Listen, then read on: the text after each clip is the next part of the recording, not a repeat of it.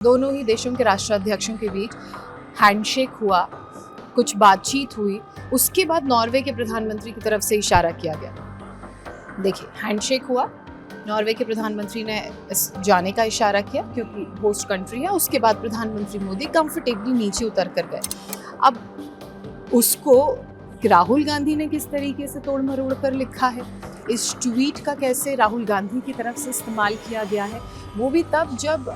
प्रधानमंत्री देश के बाहर नेतृत्व कर रहे हैं और जो लीडर ऑफ ऑपोजिशन है वो सिर्फ प्रधानमंत्री का मजाक नहीं उड़ा रहा है, वो पूरे देश का मजाक उड़ा रहा है। अब इसके बाद एक प्रतिक्रिया सामने आई और इस प्रतिक्रिया में क्या बातें थी वो भी मैं आपको दिखाती हूँ। लिन की तरफ से ट्वीट आया, फिर लिन के ट्वीट पर तुरंत जो इंडियन एम्बेसी है नॉर्वे में उनकी तरफ से जवाब दिया गया और लिखा गया कि डियर मिस हेले लिन, The ambassador is organizing a press briefing on the Prime Minister's visit this evening at 9:30 PM. यानी कि जो एम्बेसी है नॉर्वे में भारत की, वो प्रधानमंत्री नरेंद्र मोदी के नॉर्वे दौरे पर एक प्रेस ब्रीफिंग ऑर्गेनाइज कर रही है। ठीक 9:30 बजे, उसी दिन की बात है, शाम की ठीक 9:30 बजे जो होटल रेडिसन ब्लू प्लाजा है वहाँ पर ये प्रेस ब्रीफिंग होगी और you are most welcome to come and ask your questions there. आपका वहाँ पर स्वागत है, आप वहाँ पर आइए और जो भी आपके सवाल हैं प्रधानमंत्री से रिलेटेड या भारत और नॉर्वे भारत के नॉर्वे दौरे और भारत और नॉर्वे के रिलेशन को लेकर और जो आप ट्रस्ट की बात कर रही थी, वो तमाम सवाल जो है आप उस प्रेस ब्रीफिंग में आकर पूछिए। इसके बाद क्या होता है, लिन उस प्रेस ब्रीफिंग में जाती हैं। प्रेस ब्रीफिंग में जाने के बाद वो एकाएक धड़ाधड़ अब सवाल पूछने शुरू करती हैं और जब उन्हें जवाब दिए जाते हैं, जब उनका सवाल भारत के ट्रस्ट को लेकर है, वो भारत के कोऑपरेशन और लीडरशिप को लेकर सवाल पूछ रही हैं, तो जब भारत की तरफ से जवाब दिया जाता है तो वो जवाब पूरा नहीं सुनती, उस जवाब को काउंटर करते हुए 3-4 सवाल और पूछ लेती हैं। फिर जब उन्हें जवाब दिया जा रहा होता है तो वो उस रूम से बाहर चली जाती है जहाँ पर प्रेस ब्रीफिंग चल रही थी।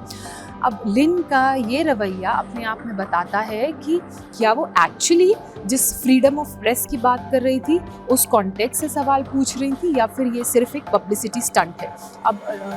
बहुत सारी प्रतिक्रियाएं सोशल मीडिया पर इस लिहाज से भी सामने आई हैं कि 2024 में लिन के सोशल मीडिया अकाउंट यानी कि ट्विटर अकाउंट से लास्ट पोस्ट किया गया था, उसके ठीक 2 साल बाद ये प्रधानमंत्री के नॉर्वे दौरे पर पोस्ट किया गया है। तो अब इस लिहाज से भी लोग सवाल पूछ रहे हैं कि क्या ये किसी तरह का पेड जर्नलिज्म है, वो भी एक ऐसे देश में जहाँ अगर फ्रीडम ऑफ प्रेस की अगर आप बात करें तो वहाँ पर उस इंडेक्स में नंबर 1 स्थान पर नॉर्वे है। अब सवाल इस लिहाज से भी खड़े हो रहे हैं कि एक और इसी कंट्रोवर्सी के बीच एक और कंट्रोवर्सी हुई। प्रधानमंत्री नरेंद्र मोदी जब नॉर्वे पहुंचे तो नॉर्वे के प्रधानमंत्री से भारतीय पत्रकारों ने कुछ सवाल पूछे, उनकी तरफ से सवालों के जवाब दिए नहीं गए, फिर उसको लेकर इशू हुए और फिर बाद में ये डायरेक्शंस इस तरह की बातें की जा रही हैं कि डायरेक्शंस सामने आए कि अगले दिन उन्होंने भारतीय पत्रकारों के सवालों के जवाब दिए, जिसमें कई तरह के सवाल थे। अब इसको लेकर भी कई तरह की बातें हो रही हैं, लेकिन जो सबसे इम्पोर्टेंट समझने वाली बात ये है कि जब भी देश का राष्ट्राध्यक्ष किसी दूसरे देश में जाता है तो वो सिर्फ अपनी जिम्मेदारी लेकर नहीं जाता है, वो पूरे देश को वहाँ पर रिप्रेजेंट करता है, वो पूरे देश का वहाँ पे नेतृत्व करता है। वहाँ पर बात सिर्फ नरेंद्र मोदी की नहीं है या फिर वहाँ पर बात सिर्फ XYZ प्राइम मिनिस्टर की नहीं है, वहाँ पर बात पूरे इंडिया की होती है, वहाँ पर रिप्रेजेंटेशन पूरे इंडिया का होता है। जब इस तरह के बयान लीडर ऑफ ऑपोजिशन की तरफ से या फिर ऑपोजिशन की तरफ से आते हैं तो ये कहीं ना कहीं भारत को, भारतीयों को और भारत की जिस तरह से